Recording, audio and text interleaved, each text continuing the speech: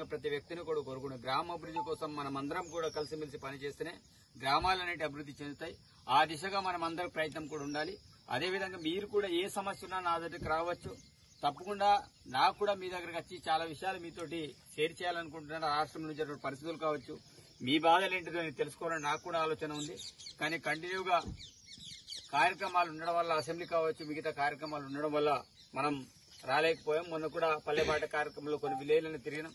కానీ ఇంకా మన దగ్గర ఇంకా మిగతా కొన్ని విలేజ్లు ఇంకా తిరగలేదు.